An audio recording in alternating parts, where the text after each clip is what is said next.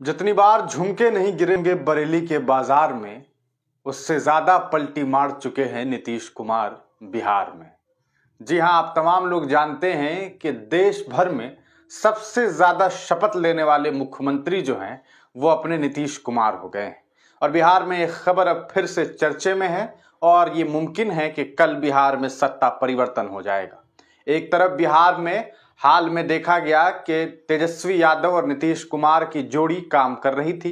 तेजस्वी यादव जो है नीतीश जी के साथ में काम कर रहे थे और बिहार जो एक राज्य है वो देश भर में एक मॉडल के रूप में नजर आने लगा था। वजह यह थी कि बिहार में सरकारी जॉब इस तरह से मिलने लगे थे कि अब लोगों को इस बात का यकीन हो गया था कि बस कुछ साल और बिहार में सब कुछ ठीक हो जाएगा। लेकिन नीतीश कुमार जी को फिर एक बार याद आया वो कि चलो प्यारे चलते हैं उनके साथ जिनके साथ कई बार रह चुके हैं। आपको बता दें कि देश के ये एक इकलौते मुख्यमंत्री हैं जो ये दावे के साथ कहते हैं कि मिट्टी में मिल जाएंगे, भाजपा के साथ नहीं जाएंगे। ये वो साहब हैं जो कहते हैं कह रहे हम उनको छोड़ कर ना आ गए हैं, अब उनके पास जाएंगे, जीवन भर उनके पास नहीं जाएंगे। लेकिन उनका जीवन जो है वो 1-1.5 साल में ही पता नहीं क्या हो जाता है कि उनको अपनी बात याद नहीं रहती है।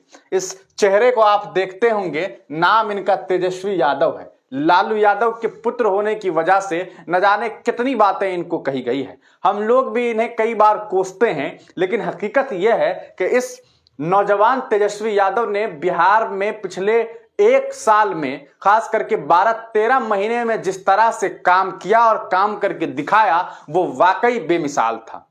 इसमें कोई शक नहीं है कि लालू यादव के कार्यकाल को अगर आप देखेंगे और आज पिछले 13 महीने के कार्यकाल को अगर आप देखेंगे तो आपको यह मालूम चल सकेगा कि काश के लालू यादव जी इस तरह का काम कर देते तो बिहार का सिस्टम ही सुधर गया होता। लेकिन खैर वो पहले की बात थी, वो बाप की बात थी, लेकिन बेटा जो कर रहा था वो वाकई कमाल कर रहा था। 13 महीने में लगभग 4 लाख से ज्यादा नौकरी दे देना यह कम बड़ी बात नहीं थी। सरकारी नौकरी को इस तरह से देना आसान बात नहीं है। मैं मानता हूं कि बिहार में स्वास्थ्य सिस्टम बिल्कुल विफल है, लेकिन इसमें कोई शक नहीं है कि पिछले 13 महीने में तेजस्वी यादव ने जो कोशिशें की, इससे यह मालूम चल रहा था कि ठीक है हालात बदतरीन जरूर थे, लेकिन अब वो धीरे धीरे बेहतर हो रहे हैं। आपने देखा कि कई सारे सदर अस्पताल को बेहतरीन बनाने की कोशिश की गई। कभी कभी नायक की तरह जो है अचानक देर रात 12-1 बजे तेजस्वी यादव किसी सदर अस्पताल में पहुंच जाते थे तो लगता था कि आज तो वहां पर जो कुछ होने वाला है इसका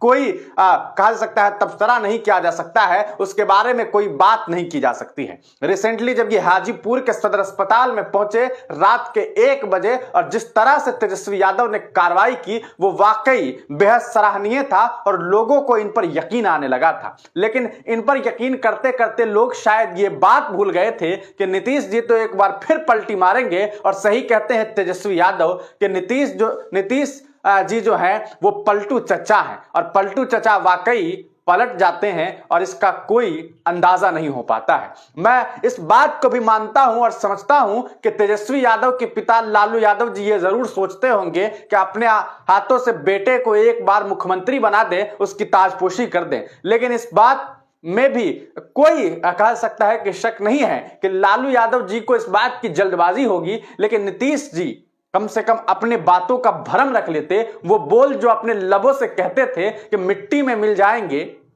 भाजपा में नहीं जाएंगे, वो बोल जो दोबारा वो मिट्टी में मिले और फिर वापस आए और उसके बाद कहा कि अरे भाई हम तो वापस लौट के ना गए हैं, अब थोड़ी जाएंगे, अब तो जीवन भर उधर जाने का सवाल ही नहीं उठता है। लेकिन नीतीश जी का जीवन भर वाली बात 13 महीने के बाद खत्म हो गई और एक बार फिर नीतीश कुमार तेजस्वी यादव को छोड़ करके एनडीए के साथ सरकार बनाने के लिए लग गए हुए हैं।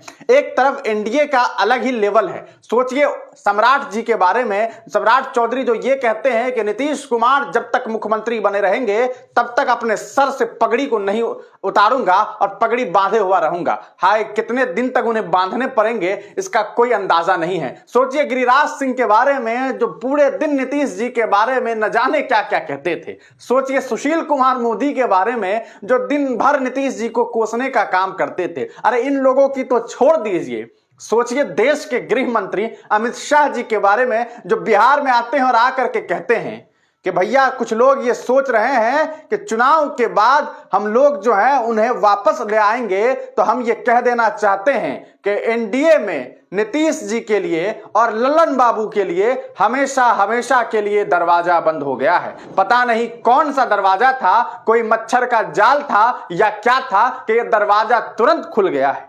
हाय रे जमाना और हाय रे ये नेता लोग, इनकी बोली और इनकी बातें। सोचिए कितने जलील होते होंगे। लालू यादव जी का तो फिर भी समझ आता है कि कम से कम उनका एक सट विचारधारा है कि भैया हम नहीं जाएंगे तो नहीं जाएंगे। नीतीश बाबू के फैन फॉलोअर के बारे में सोचिए कि नीतीश जी को मानने वाले जो फॉलोअर हैं, कल तक भाजपा वालों को गलिया रहे थे, आज उन्हें भाजपा की बड़ाई करनी पड़ जा रही है। और भाजपा वालों की तो किस्मत ही खराब है बिहार में कि इतना दिन कोसते हैं और फिर उन्हीं नीतीश जी को बिठाते हैं। और शर्म की बात तो यह है और कहा जा सकता है कि उनके लिए सबसे बड़ी बेबसी और उदासी की जो वजह है वो ये है कि नीतीश जी को लाने के बाद भी खुद उन्हीं को मुख्यमंत्री बनाना पड़ता है और फिर उनकी तारीफ में बोलने पड़ते हैं।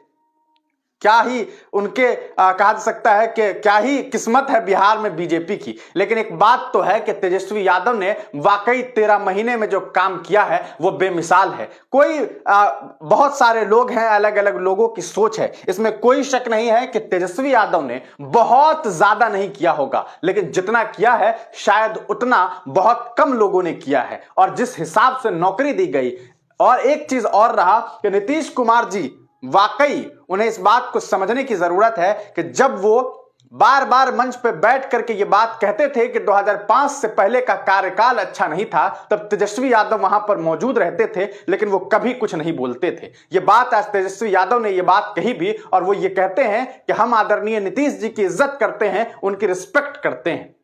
लेकिन सवाल ये उठता है कि तेजस्वी यादव को उप मुख्यमंत्री रहते हुए जब वो इस तरह का काम कर रहे थे और उनकी छवि जो है पूरे देश भर में जा रही थी, तो कहीं यही बात कुछ लोगों को खलने तो ना लगी और इसी वजह से आज साजिशन एक बार फिर बिहार में सत्ता परिवर्तन हो रहा है। दुर्भाग्य तो बिहार वासियों का है जिन्हें हर 1-1.5 साल में नए नए मंत्री का नाम बच्चों को याद करना पड़ता है, और जो बड़े लोग हैं वो यही सोचते हुए रह जाते हैं कि भैया आज उनका साथ दे रहे थे, कल उनका साथ देना पड़ रहा है। दुर्भाग्य तो बिहार वासियों का है जो काम के बारे में सोचते देखते कि क्या काम हो रहा है, यहां हर 1-1.5 साल 2 साल में सत्ता परिवर्तन देखना पड़ जाता है। आप तमाम लोग इनके बारे में क्या कुछ सोचते हैं, अपनी राय कमेंट सेक्शन में जरूर दीजिएगा। क्या आपको नहीं लगता है कि बिहार में सत्ता परिवर्तन के खेल में सबसे ज्यादा बिहारी पिस रहे हैं? अपनी राय कमेंट सेक्शन में देना ना भूलें और यह जरूर बताएं कि क्या आपको लगता है कि तेजस्वी यादव अभी के वक्त में एक बेहतरीन लीडर के तौर पर उभर रहे हैं और नीतीश जी ने जो किया है